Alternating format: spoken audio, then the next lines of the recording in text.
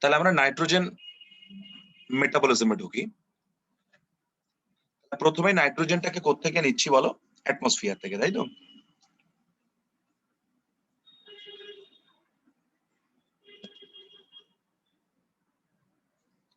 বলো প্রথমে নাইট্রোজেনটাকে কোত্থেকে নিচ্ছি? Tell me please.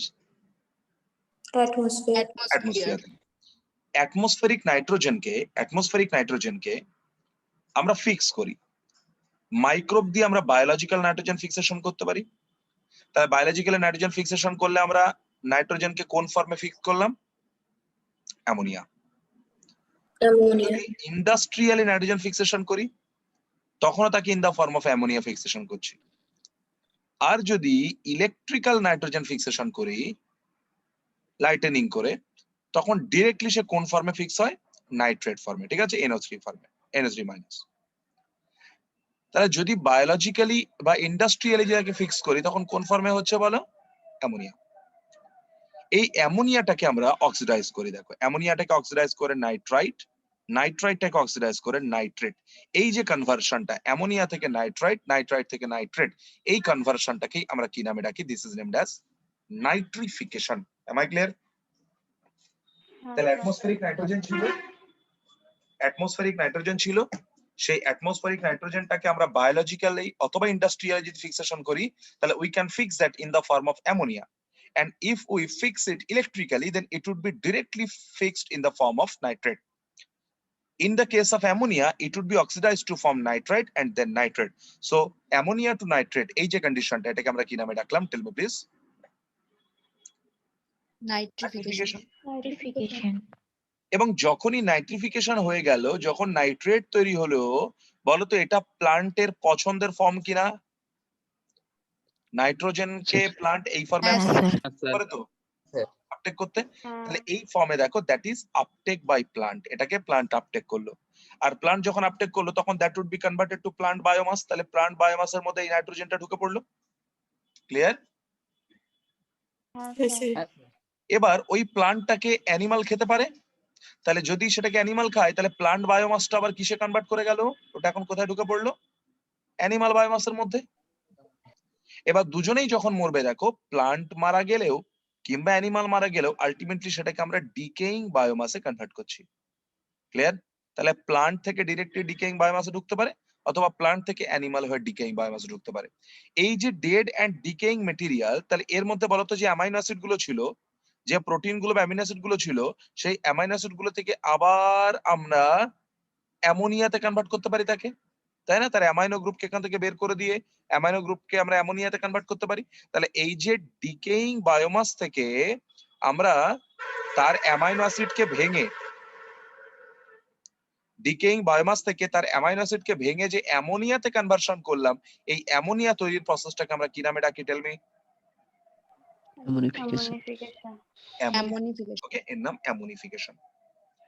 আর যখন তুমি এই নাইট্রেটে কনভার্সন করলে, দেখো এই নাইট্রেটে কনভার্সন করার পর যখন আবার এর উল্টো পথে, দেখো আমরা নাইট্রেটকে কনভার্সন করলাম নাইট্রাইটে, নাইট্রাইটকে আবার কনভার্সন করলাম অ্যামোনিয়াতে, সরি NH4 অ্যামোনিয়াম আয়নে। তাহলে বলো তো এই প্রসেসটা অক্সিডেশন না রিডাকশন? অক্সিজেন রিলিজ করছি না, দেখো অক্সিজেন রিলিজ করছি এবং হাইড্রোজেন অ্যাড করছি শেষে। তাহলে দিস ইজ রিডাকশন।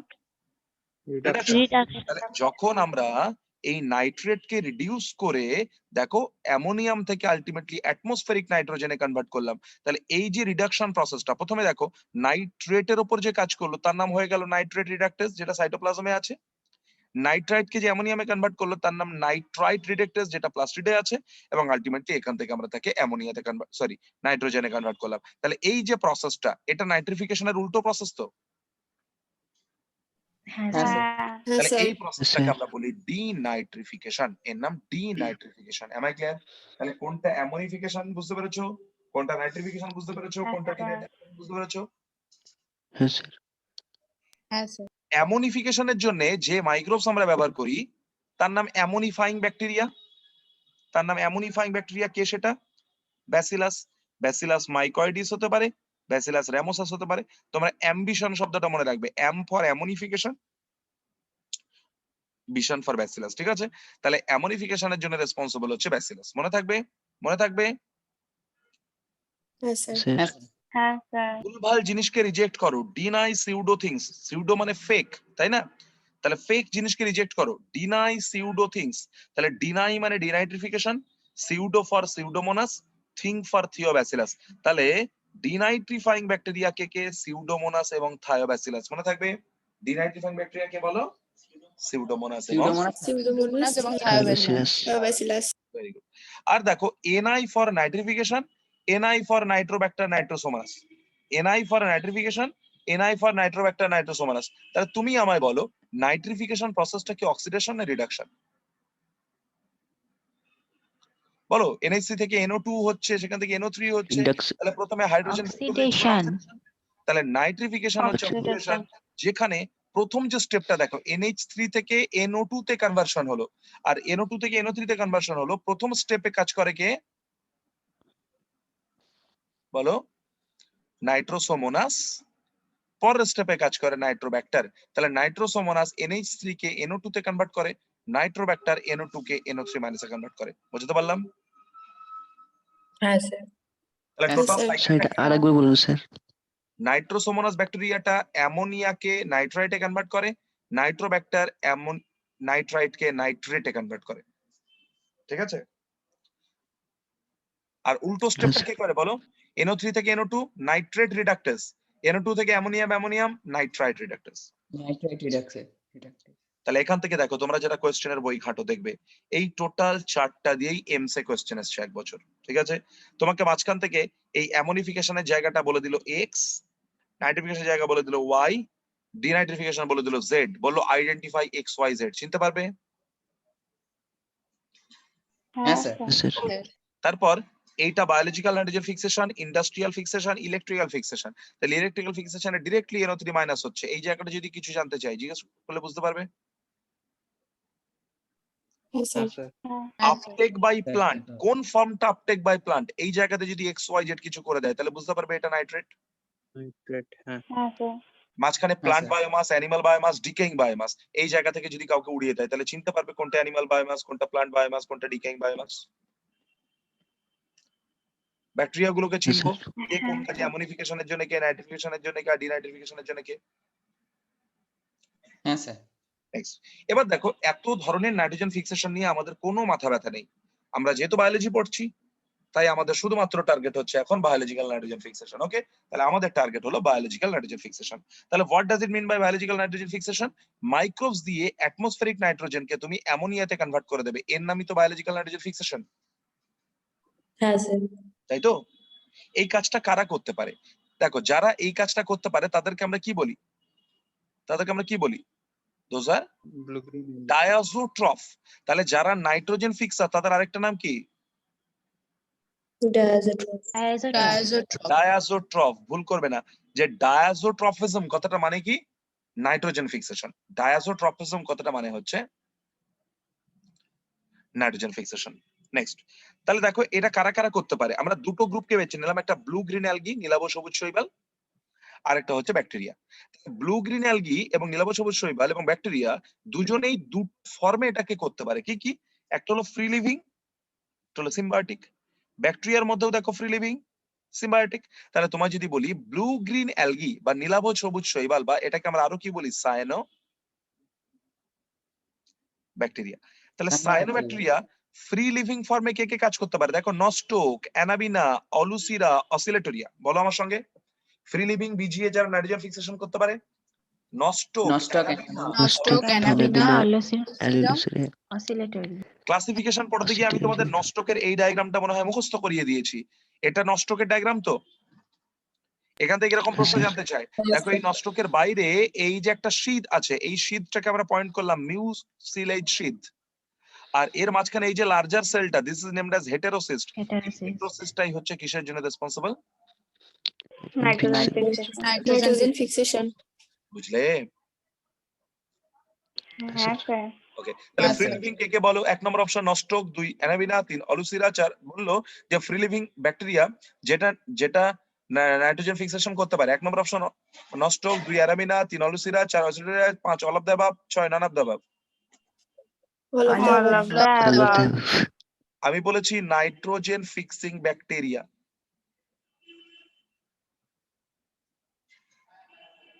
এরা ব্যাকটেরিয়া না cyanobacteria? Cyanobacteria. Cyanobacteria. None of the above.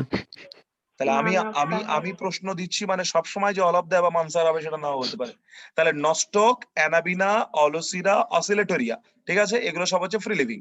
R symbiotic কে দেখো, নস্টক, অ্যানাবিনা। নস্টক তাহলে সাইকাসের সঙ্গে তোমরা প্রত্যেকে যখন প্লান্ট ক্লাসিফিকেশন পড়িয়েছি, যদি তোমরা একটু একটু হোমওয়ার্ক করতে থাকো আর পুরোনো পড়া রিভিশনও করতে থাকো, তাহলে তোমরা কোরালয়েড রুটের কথা তোমাদের মনে আছে নিশ্চয়ই। হুম। কোরালয়েড রুট, ঠিক আছে। এই কোরালয়েড রুটের ক্ষেত্রে তুমি দেখবে যে সাইকাস কার সঙ্গে সিম্বায়োটিক অ্যাসোসিয়েশন করে? ব্লু গ্রিন অ্যালগির সঙ্গে, তাই তো, নস্টকের সঙ্গে। তাহলে নস্টক সাইকাস সিম্বায়োটিক অ্যাসোসিয়েশন করে কি করতে পারে? নাইট্রোজেন ফিক্সেশন করতে পারে। আবার দেখো অ্যানাবিনা, অ্যানাবিনা অ্যাজোলার সঙ্গে, অ্যাজোলাকে, অ্যাজোলা একটা ফার্ম, অথবা সাইকাসের সঙ্গে, সাইকাসকে, সাইকাস একটা জিমনোস্পার্ম, তাহলে তার সঙ্গে সিম্বায়োটিক অ্যাসোসিয়েশন করে নাইট্রোজেন ফিক্সেশন করতে পারে। তাহলে তোমার পরীক্ষা প্রশ্ন দিল যে Anabaena and Nostoc are responsible for nitrogen fixation. 1 নম্বর অপশন ফ্রি লিভিং ওয়ে, 2 নম্বর অপশন সিম্বায়োটিক ওয়ে, 3 নম্বর option both free living and symbiotic, 4 নম্বর option none of the above. both free living and Both symbiotic. living and Nostoc symbiotic. কার সঙ্গে symbiotic association? Cycas, Cycas. Root. Cycas. আর Anabaena কার সঙ্গে? Azola. Azula. Azolla অথবা Azola. অ্যাজোলাটাকে, Azolla একটা farm, একটা pteridophyte. Fine. সাইকাসকে, cycas হচ্ছে gymnosperm. ওকে, Gymnosperm. এবার চলে এসো Gymnosperm. ব্যাকটেরিয়াতে। এবার চলে এসো ব্যাকটেরিয়াতে। ব্যাকটেরিয়ার মধ্যে কে কে ফ্রি লিভিং আর কে কে সিম্বায়োটিক? দেখো free living Azotobacter, Clostridium, Beijerinckia, Rhodospirillum, Bacillus, এরা সবাই হচ্ছে কি ফ্রি লিভিং। কে কে বলো? Azotobacter, Clostridium, Beijerinckia, Clostridium. তারপর হচ্ছে রোডোস্পাইরিলাম, তারপর হচ্ছে ব্যাসিলাস। ওকে, এইগুলো। আর সিম্বায়োটিক কে তোমরা জানো রাইজোবিয়াম, যেটা লেগুমিনাস সিডের সঙ্গে সিম্বায়োটিক অ্যাসোসিয়েশন করে, সরি লেগুমিনাস রুটের সঙ্গে। ফ্র্যাঙ্কিয়া নন লেগুমিনাস। তাহলে বলো তোমরা রাইজোবিয়ামটা সবাই জানতে, তার সঙ্গে আরো একটা জেনে রাখো ব্যাকটেরিয়া যেটা সিম্বায়োটিক অ্যাসোসিয়েশন করে নাইট্রোজেন ফিক্সেশন করে, কি তার নাম? Frankia. Frankia. লেগুমিনাসের প্লান্টের সঙ্গে কে? Rhizobium, Rhizobium. Frankia. Okay, okay, Yes, sir. Yes, sir. Very good. এবার দেখো এটা যদি একটা লেগুমিনাস প্লান্টের রুট হয়, তাহলে এই লেগুমিনাস প্লান্টের রুট থেকে বলো তো এটা কি বেরোলো? Root hair. এটা হচ্ছে একটা রুট হেয়ার, বুঝতে পারলাম? হ্যাঁ স্যার। আর এই জায়গায় দেখো এই যে ছোট্ট ছোট্ট স্ট্রাকচার গুলো, এরা কারা? This are the rhizobium bacteria. এরা হচ্ছে রাইজোবিয়াম ব্যাকটেরিয়া। Rhizobium. দেখো রাইজোবিয়াম ব্যাকটেরিয়া গুলো কি করতে শুরু করলো, আমি এই ডায়াগ্রামটাকে এখানে আরেকবার ড্র করি। দেখো এইটা হচ্ছে কে? রুট। এখানে রাইজোবিয়াম ছিল। দেখো রাইজোবিয়াম গুলো একটা সারিবদ্ধভাবে পর পর পর পর বসে বসে দেখো একটা থ্রেড লাইক স্ট্রাকচার তৈরি করেছে না? এই থ্রেডটা ইনফেকশন থ্রেড। কি এর নাম? Infection. ঠিক আছে। এই ইনফেকশন থ্রেড এইভাবে যেতে যেতে যেতে যেতে কত দূর পর্যন্ত পৌঁছালো দেখো। একটা রুটের স্ট্রাকচারকে আমি এখানে নামানোর চেষ্টা করলাম। তাহলে একদম বাইরে কি আছে? এপিডার্মিস। এপিডার্মিস। হ্যাঁ স্যার। আর এপিডার্মিসের ঠিক পরে কি আছে? General cortex. তো জেনারেল কর্টেক্স যদি অ্যানাটমি পড়ো তো তোমরা Yes, একটু sir. পড়ে থাকো আগে। জেনারেল কর্টেক্স, তাহলে এখান থেকে জেনারেল কর্টেক্স পর্যন্ত পৌঁছালো।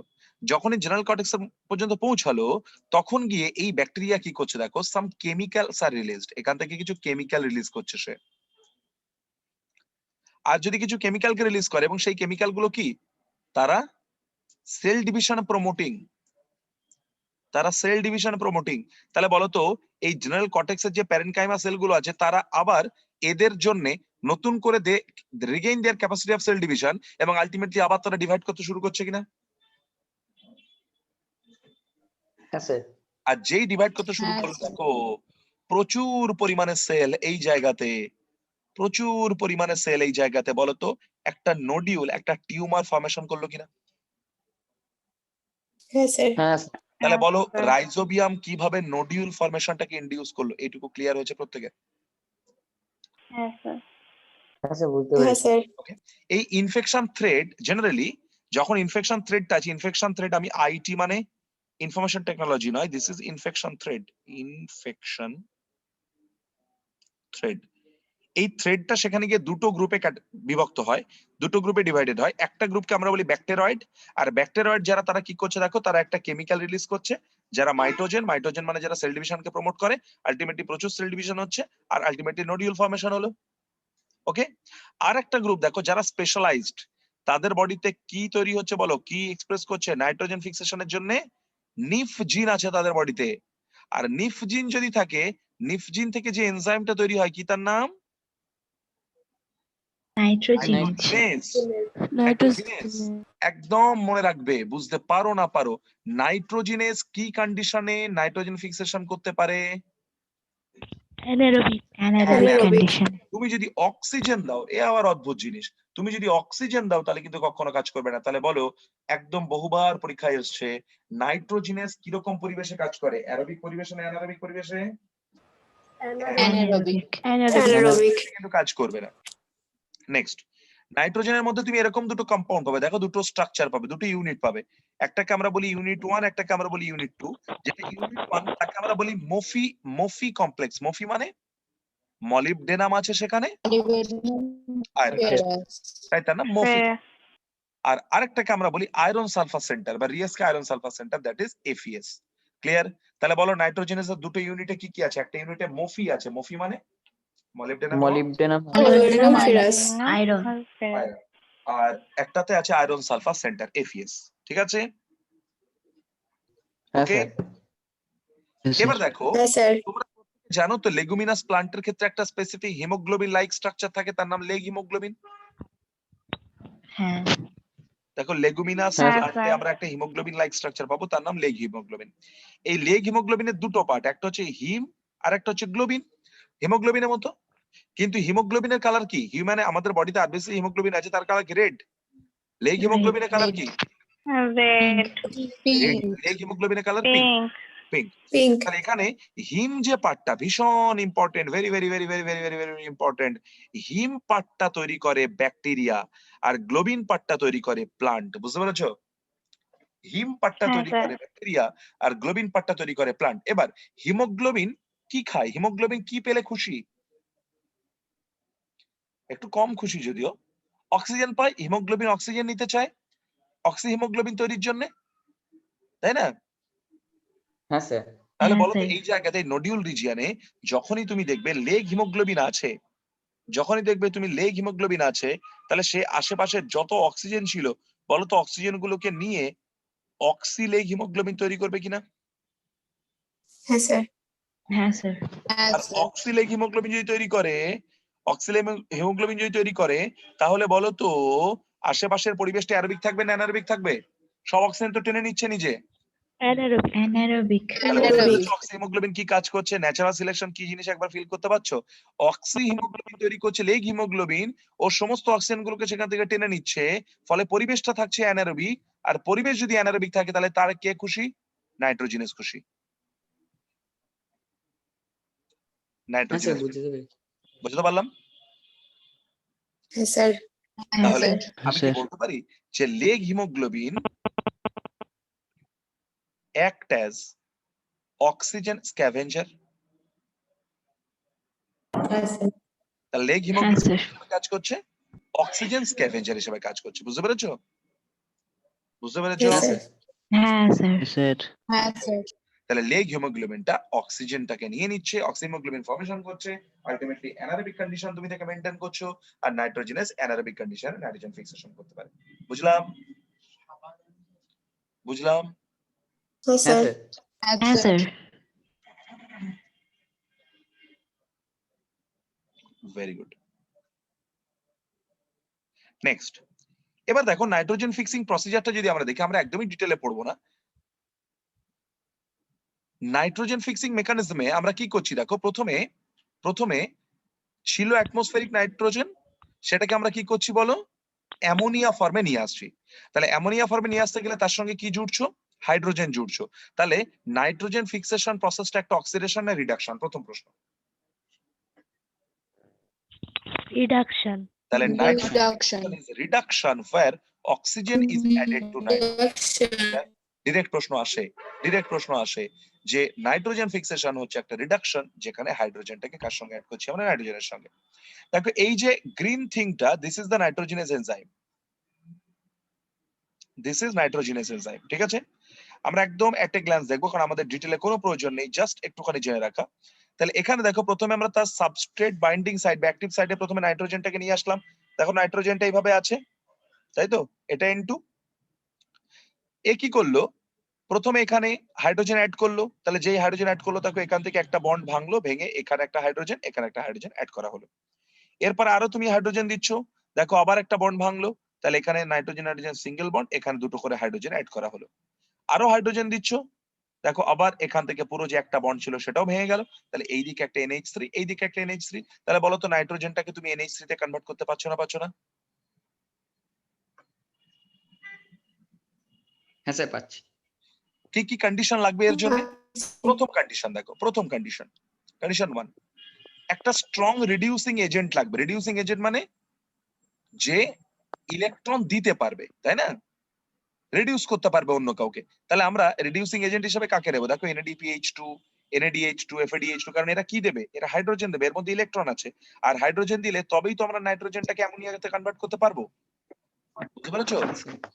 তাহলে স্ট্রং রিডিউসিং এজেন্ট দরকার, স্ট্রং রিডিউসিং এজেন্ট দরকার।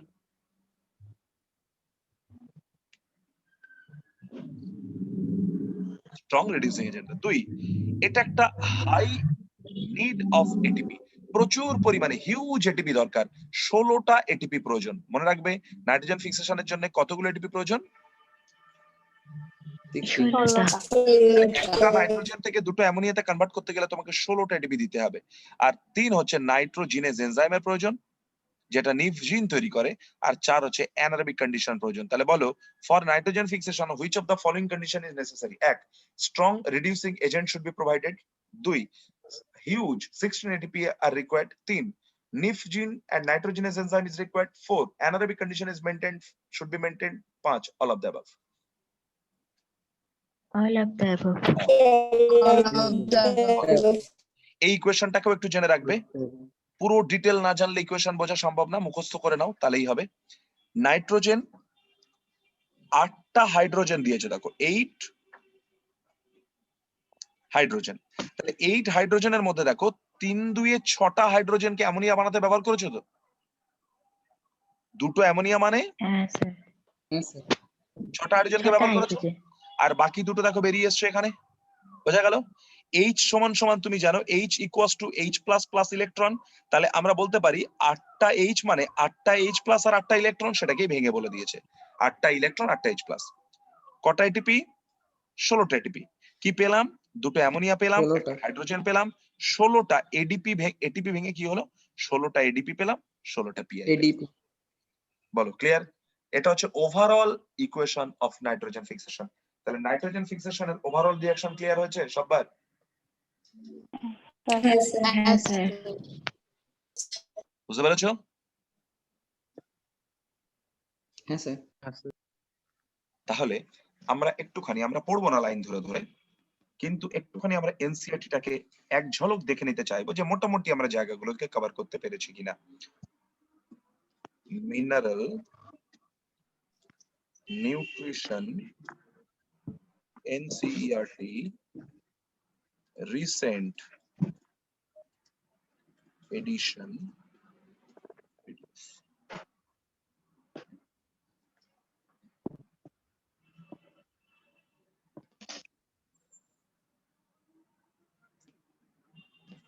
দেখবে তোমরা হাইড্রোপনিক্স কে দেখতে পাচ্ছ নিশ্চয়ই, ছবিটাকে চিনতে পারছো? তাড়াতাড়ি কথা বলো, ছবিটাকে চিনতে পারছো? নিচের এই ডায়াগ্রামটাকে চিনতে পারছো? ক্রাইটেরিয়া ফর এসেনশিয়ালিটি, দেখো ক্রাইটেরিয়া ফর এসেনশিয়ালিটি, প্রোটিন প্রোডাকশনের জন্য দরকার, লাইফ সাইকেল প্রোডিউস পারবে না, not replaceable by any other, directly involve in metabolism. ঠিক আছে, ডায়াগ্রামটাকে স্যার। দেখবে ভালো করে। হ্যাঁ স্যার হ্যাঁ স্যার ওকে, ম্যাক্রোনিউট্রিয়েন্ট মাইক্রোনিউট্রিয়েন্ট মুখস্থ হয়ে গেছে। 10 millimole per KG of dry matter মুখস্থ হয়ে গেছে আমাদের নিশ্চয়ই।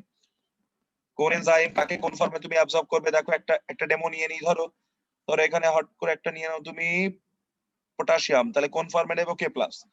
ফসফরাস কোন ফর্মে নেবে H2PO4 মাইনাস আর HPO4 মাইনাস মাইনাস। ধরো কোথায় বোরন আছে, বোরন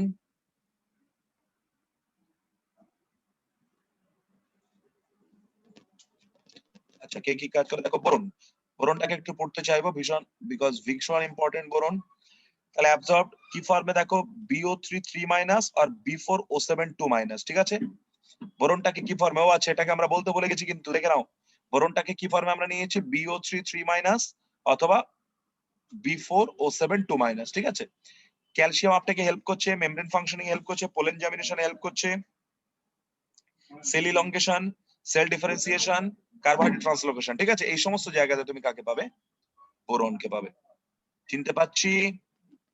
হ্যাঁ স্যার ওকে, ক্রিটিক্যাল হ্যাঁ, কনসেন্ট্রেশন স্যার। শুনেছি, ওকে, টক্সিসিটি অফ নিউট্রিয়েন্ট টার্মটা শুনেছি, toxicity, okay, flux, active transport, passive transport, translocation of solute, reservoir মানে ওই কোনটা বেশি মুভ করবে কোনটা বেশি মুভ করবে না, নাইট্রোজেন সাইকেল, এইটাকে চিনি, এই ডায়াগ্রামটাকে, হ্যাঁ স্যার হ্যাঁ হ্যাঁ স্যার। স্যার স্যার ডায়াগ্রামটাকে চিনলাম। এখানে কোনটা নাইট্রিফাইং ব্যাকটেরিয়া, অ্যামিনিফাইং ব্যাকটেরিয়া সবই দেখিয়ে দিলাম। Symbiotic biological nitrogen fixation, nodule formation, ছবিটাকে চিনতে পাচ্ছি, ইনফেকশন থ্রেড, হ্যাঁ স্যার হ্যাঁ স্যার। এই ইকুয়েশনটাও বুঝলে, এই ডায়াগ্রামটাকে চিনতে পারছো। ওকে, তারপরে এই জায়গাটা একটুখানি দেখে নেবে তোমরা, অ্যামোনিফিকেশন দূরে 3টে লাইন আছে, তারপর সামারি। ক্লিয়ার? শেষ? হ্যাঁ স্যার